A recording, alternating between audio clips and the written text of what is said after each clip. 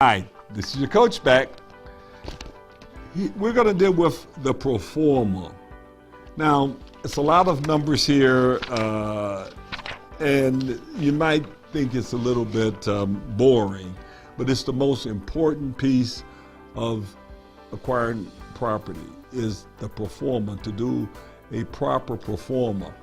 The good news is that tonight I'm going to be teaching in class Proformas. So I'm going to have a chance to perhaps share with you some of the excitement and make it a little bit more interesting. But there's a few things that I want to make sure you understand before we get into it. I want you to carefully read over the capitalization rate determination. Also, you hear people say a cap rate is 10, a cap rate is 8. A cap rate is simply the rate of return you want to invest in something.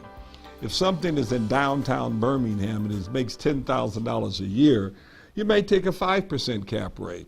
Now that's better than the bank. The bank gives you essentially a 1% cap rate if you want to. It gives you a 1% return. So somebody could argue, well, you get 5% rather than 1%.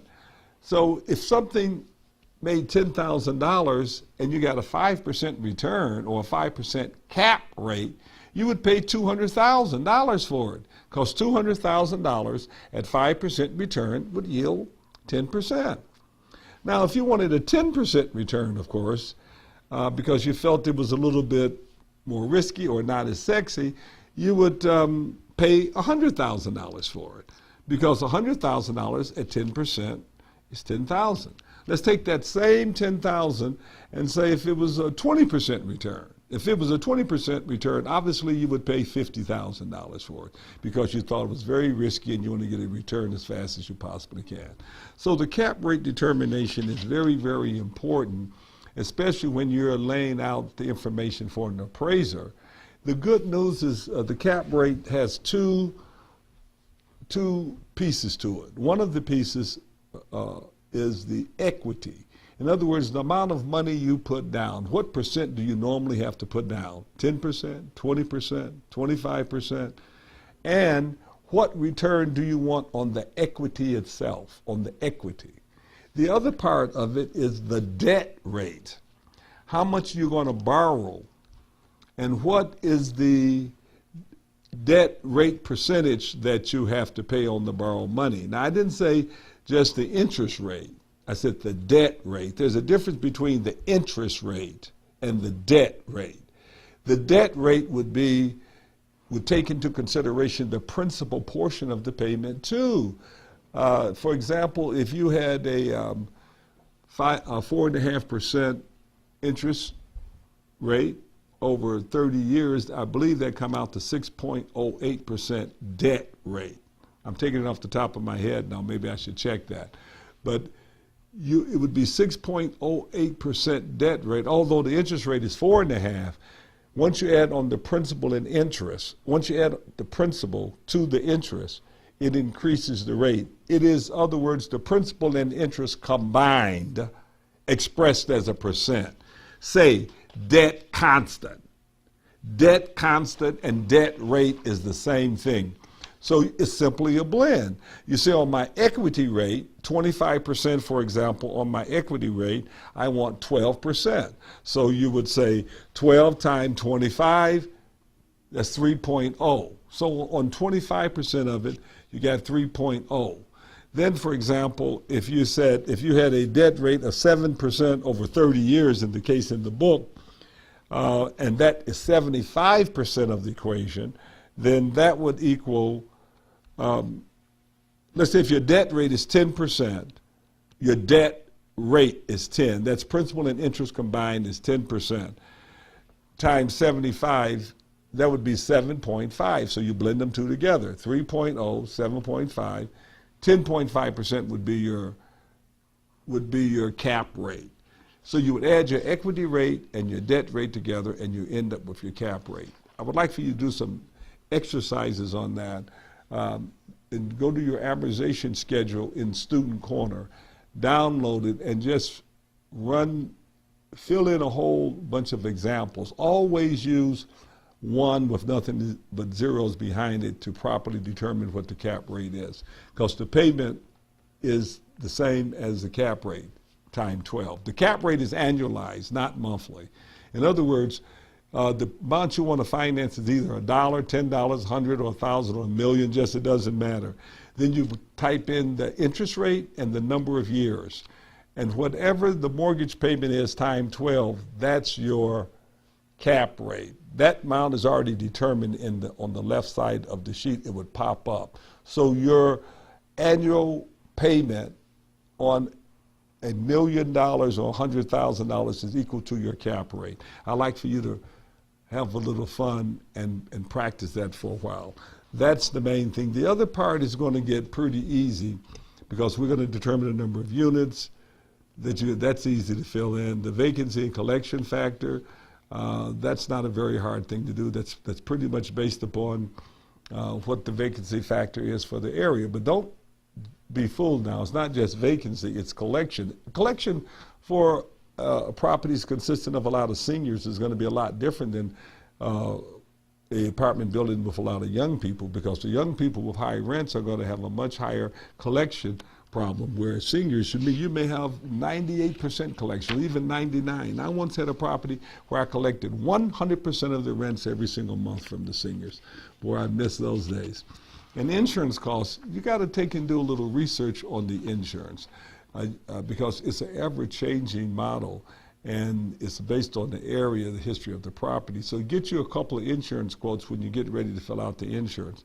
The good thing about the Proforma is that the assumptions, just fill out the assumptions, and it populates the Proforma itself. It will populate the Proforma. The maintenance cost per unit should be factored in. We normally take it about 10% of whatever the rent is. Like one monthly rent payment could very well be, which is about 8% in that case, about what the maintenance should be. Now, why do we use that? Because it could run higher or lower, but it's based upon you fixing the property up. And once you fix it up, how much does it take to maintain it? If a property is even in bad shape, when you look at it, you say, oh, it's going to cost way more to maintain it. Not if you fix it up and bring it up. We're talking about a model where you bring it up and do all of the necessary capital improvements so that you will not take your cash flow and use towards fixing the property up or have a higher maintenance cost per unit than normal. And the reason you don't want to do that is because cash flow is multiplied 10 times. 10 times. So you don't want to, and you don't want to take $1 and spend it on maintenance if you don't have to, because you just gave up $10. You want to do all of your maintenance up front and put it into capital, put it into the cost, not into the cash flow. This is very, very, very important. You would hurt yourself by using your cash flow to do your fix up. Now, if that be the case, fine, because you're not selling it now. Once you take your cash flow, fix it up, and it's thoroughly fixed up, thoroughly completed, just complete all the work, and at that point you can enjoy your cash flow and get the maximum bang for your buck. Management fees, you have to put a management fee in. If someone gives you the operating statement, they don't have a management fee, so what? You have to have a management fee because it's your time. Management fees should run 5 to 8%, and it's increasingly going towards 8% because 5% is usually not enough. Don't discount your time, and if you do not count your management, you want to count that in cash flow, it's a mistake because the banks are going to count management fee anyway.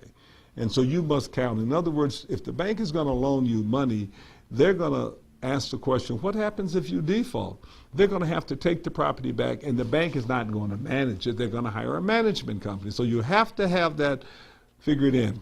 The water per unit is anywhere from $450 to $750 or even $1,000 in some of the municipalities.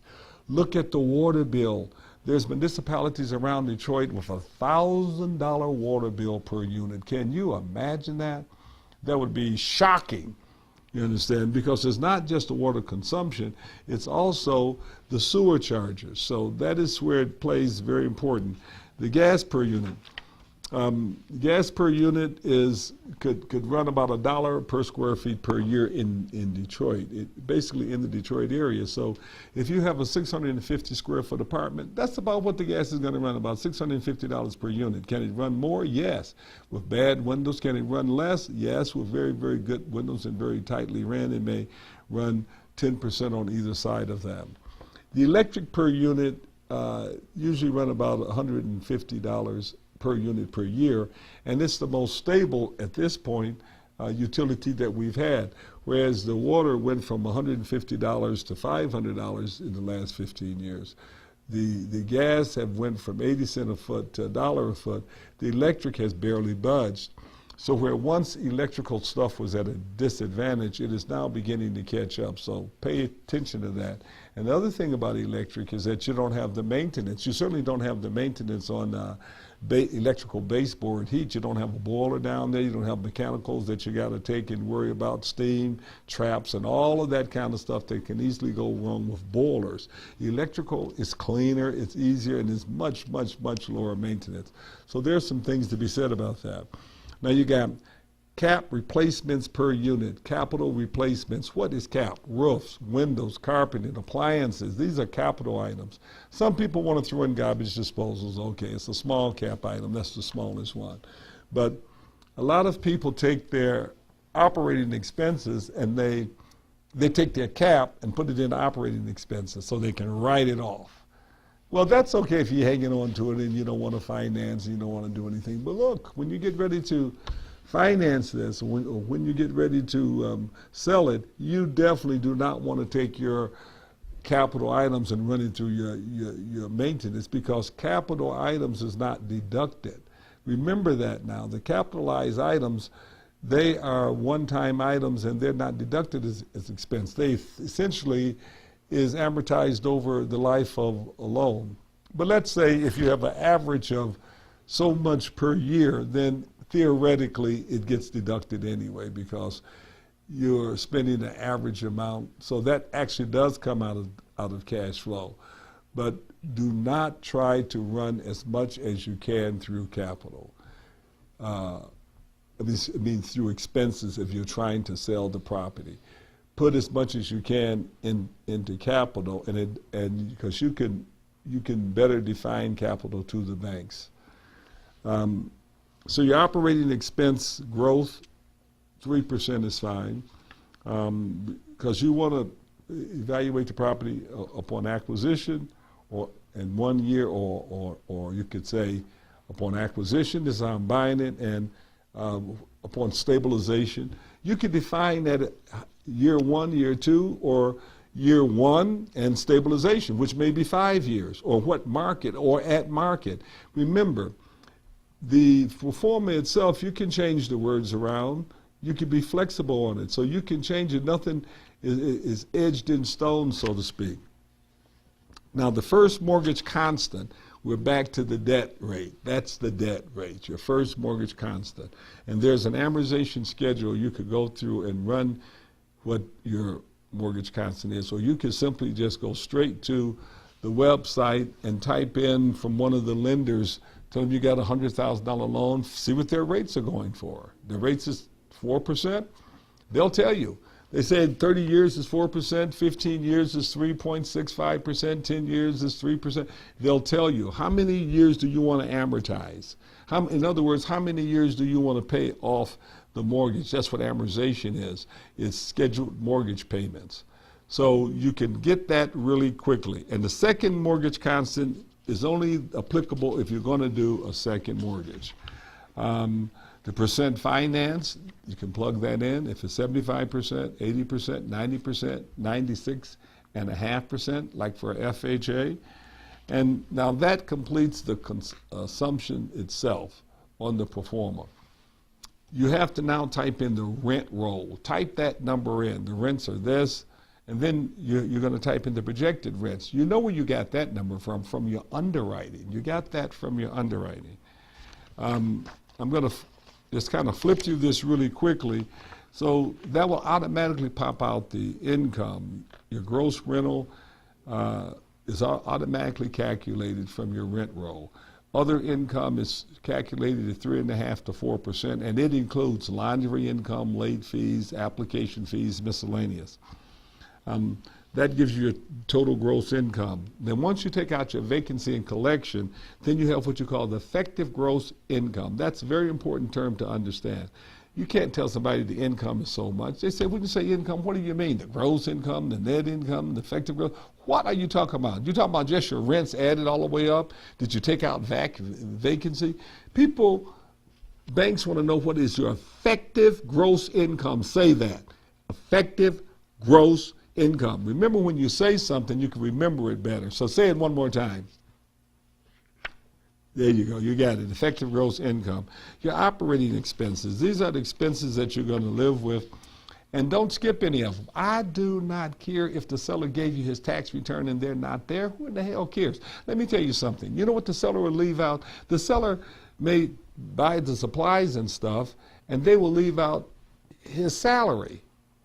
But you are going to hire a manager or a maintenance person. You're going to have to pay them. So do not be persuaded by these statements the owner give you, which is skinny on expenses.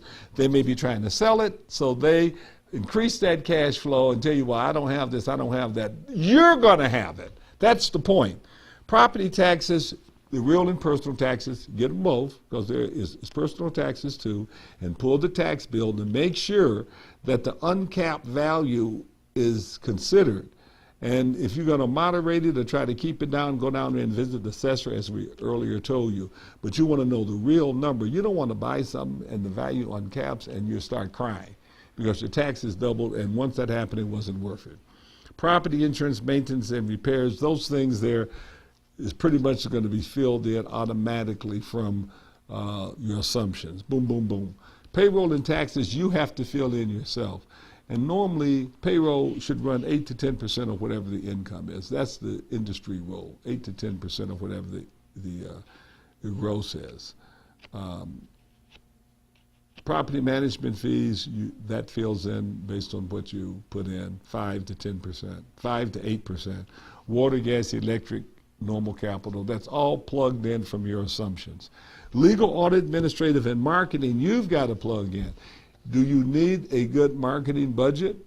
Legal, you got to have some legal and audit, because if you didn't even ever go to court, you still got audit. You got to do a tax return. Now, if it's yours 100% by yourself, you're going to go do it on Schedule C. If it's a tax return with partners, it's called a 1065, and everybody got to get a K-1. It's going to cost you $500 to $1,000 to $1,500 to do a simple deal. So it could go up to $5,000 if it's a larger development. So you got to put in legal and audit, and more than likely you're going to go to court a few times, and you need to take and factor that in, which means that you're going to have a relationship with a lawyer. Now, if you don't have a good relationship, when you're down in court the first time, you may pay a very generous amount to the first lawyer because you don't know who the, quote, real estate landlord-tenant lawyers are, but you'll see them down there, and you want to approach them, get their card, or ask someone down in court, and those are the lawyers you want to use because they're there every day, and they may charge you, for example, $25 to $50 a case, whereas a lawyer who have to come down there and spend 2 or 3 hours down there may end up charging you $300 or $400. Those who are already down there is just another case they added on. So make sure that in establishing your relationships, we don't leave off the legal. You may not know who they are, but once you get to landlord-tenant court, it won't be too hard to figure it out, or you could just ask someone. So that's the total operating expense. Now after that, that's total operating expenses. You have your most impressive number, which is net operating income, the NOI, NOI. NOI, net operating income. That's what it is. And that's the number that you're going to deal with. And that's established value. That's the number that you divide the cap rate in. You know, if your net operating income is $23,000 at a 10% cap rate, it's $230,000. At a 5% cap rate, it's double, $460,000. So you see that cap rate is very important.